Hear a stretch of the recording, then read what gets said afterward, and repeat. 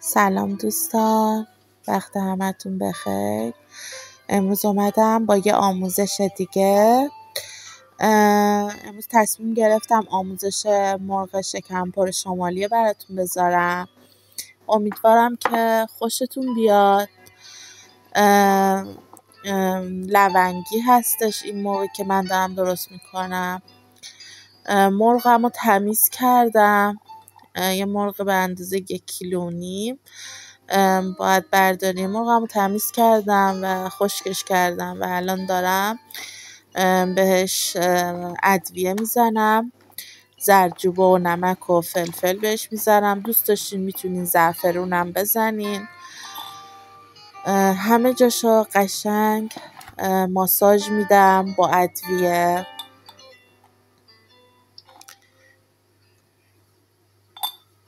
خیلی خوشحالم میکنین که اون قلب بیرنگ و قرمزش کنین و کانال ما رو به دوستانتون معرفی کنین. حتما سابسکرایب کنید، حمایت کنین تا من بتونم براتون بیشتر ویدیو بذارم، ویدیوهای آموزشی. اصلا نگران این ادویه زیادی که دارم میزنم نباشید، چون کاملا تو خورد مرغ باید اگه کم بزنین بیمزهش میکنه. قشنگ ماساژ میدین همه جاشو.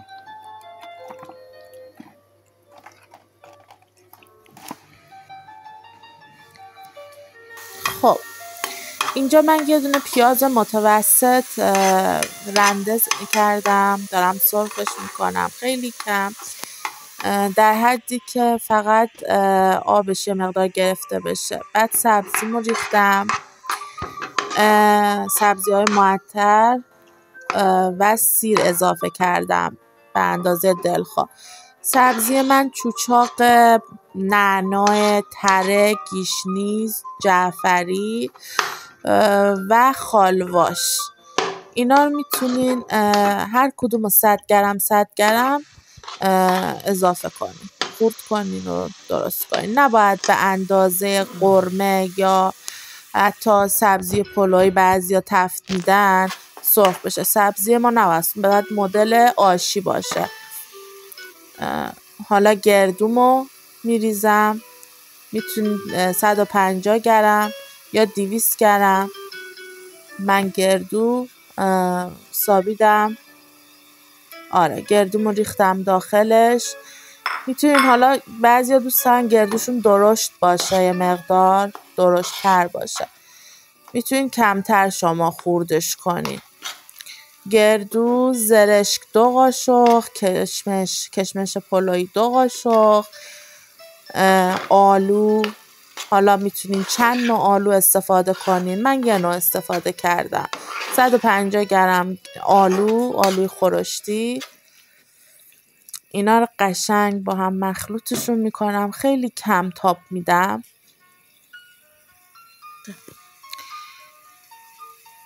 یه مقدار بهش ادویه میزنم. تو این مرحله بعضیا گلپرم میزنن، استفاده میکنن. میتونین حالا شما هم بزنین، ولی من دوست نداشتم استفاده نکردم. نمک و فلفل بهش اضافه کردم. دونه انار من تو فریزر داشتم، یه مقدار خیلی کم ریختم برای اینکه ترش ترش کنه. قشنگ اینا رو تاب میدم تا مزه ها به خورد هم بره.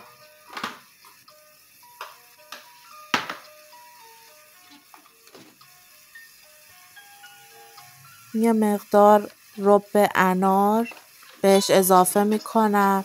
من 2 قاشق و نصف اضافه کردم. شما میتونین به ذائقه خودتون کم و زیاد کنین. میتونین 1 قاشق رب انار بریزید، 1 قاشق هم میتونین رب آلوچه استفاده کنین، ولی من فقط رب انار استفاده کردم توی این مرحله. 2 قاشق و نصف اضافه کردم. قشنگ مواد رو مخلوطش میکنیم تا همه مواد به خوردش بره. دوستان وقتی من اینو تفت میدم خیلی کم، مواد من خوشمزه تر میشه. بعضیا خام داخل مرغ شکمپر همین مواد رو میزن ولی اینجوری خوشمزه تر میشه. موادمون رو میذاریم کنار. حالا یه تابه برمیدارم، روغن میریزم داخلش به اندازه دلخواه.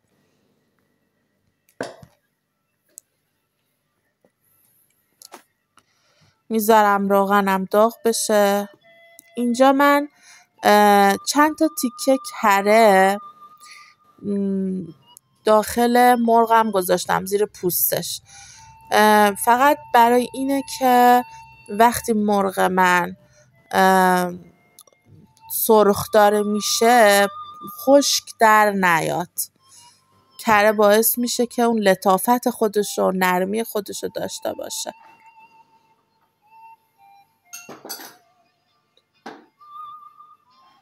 حالا مواد خودم رو آروم آروم داخل شکم مرغ میریزم.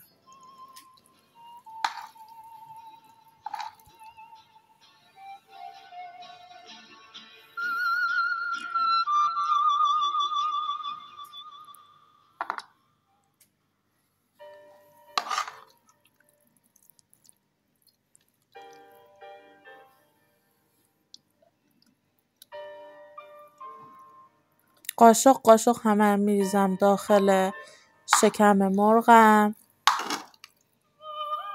آلو دوستان خیلی خوش مزهش میکنه، خیلی خوش طعمش میکنه و یه طعم ترش شیرین بهش میده.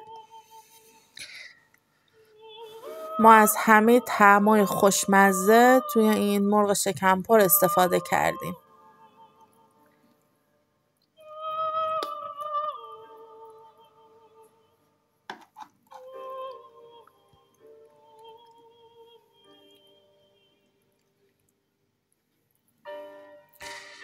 حالا با نخ و سوزن شکمش رو میدوزم که وقتی که خواستم سرخ کنم اصلا موادش دیگه بیرون نریزه از داخل شکمش. نگاه کنین خیلی راحت، خیلی راحت، آسون، راحت دوخته میشه.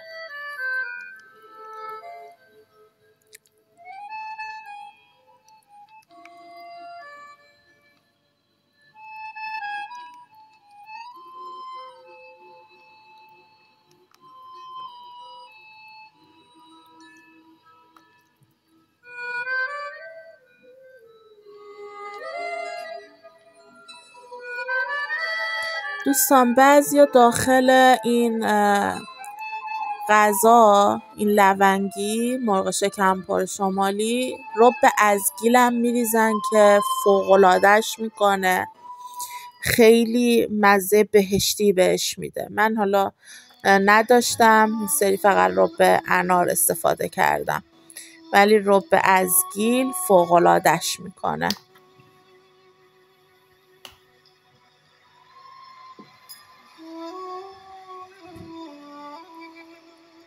خب حالا پاهای مرغمم اینجوری روی هم میذارم، میبندمش راحت، با بند میبندمش تا راحت تر سرخ بشه.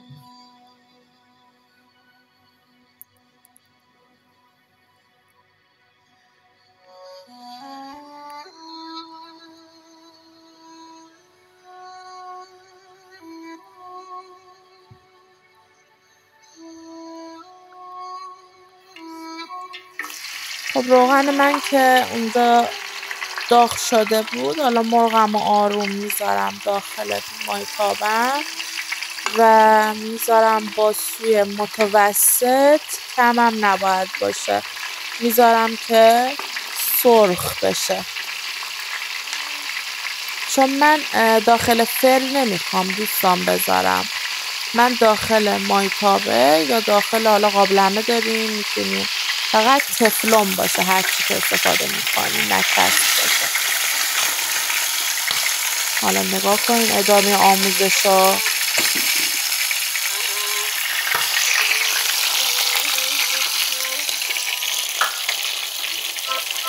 ببینید یه طرفش سرخ شد. حالا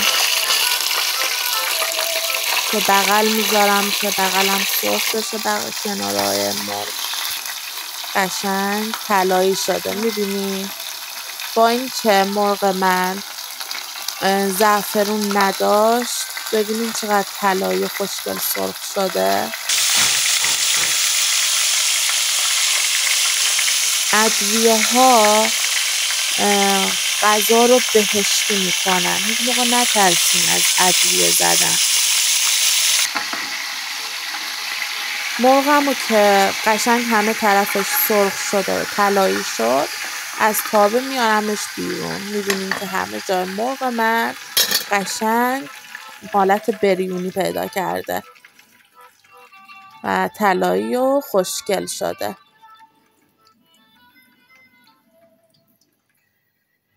حالا من 2 دونه پیازو گرد گرد خوردش کردم.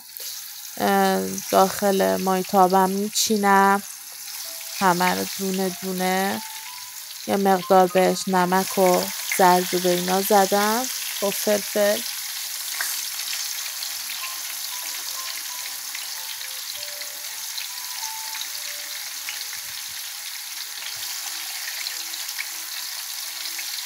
قشنگ همه جای تابه پیازمو میچینم. میتونین حالا بعضیا خب دوست دارن هویجم حلقه حلقه میکنن میریزن کفش، ولی من دوست نداشتم این کار رو انجام بدم. دوست داشتم به همون طریق سنتیش که درست میشد همون جوری به شما آموزش بدم. وقتی پیازمو چیدم داخل مایتابم، یه مقدار مایه شکمپر اضافه آمده. اونا رو چیکار میکنم؟ قشنگ میریزم روی پیازایی که حلقه حلقه کردم تو مایتابمه و پهنشون میکنم. ببینید فوق‌العاده خوشمزه است این مایه دوستان. مطمئنم که پشیمون نمیشید. حتما تست کنین، حتما این غذا رو درست کنین. واقعا خیلی خوشمزه و لذیذه. اونایی که عاشق غذاهایی هن که معطره و سبزی‌های معطر داره توش و ترش و شیرینه و اینا، واقعا این مزه بهشت رو میده این غذا. لونگی مرغ خیلی هم راحته. قشنگ گردو و آلو و اینا همه با هم مخلوطه. قشنگ میچینم روی پیاز. بعد اینکه قشنگ میچیدم، مرغ خودمو میذارم روی این مایه.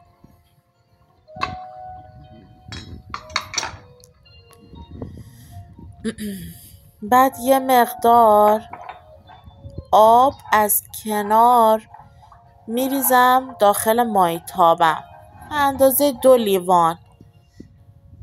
به اندازه 2 لیوان آب میریزم از کنار مایتابم.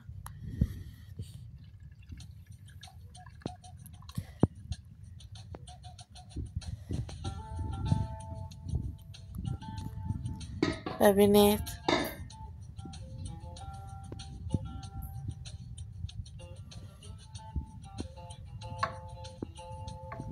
دیگه اینو دست نمیزنی. سوشو ملایم خیلی کم میذارم و در مایتابم رو میذارم. این میره برای خودش تا 2 ساعت 2 ساعت و 20 دقیقه اینا. به آرومی برای خودش درست میشه. دوستای خوبم، شما میتونید ادامه ویدیو رو تو ویدیو بعدی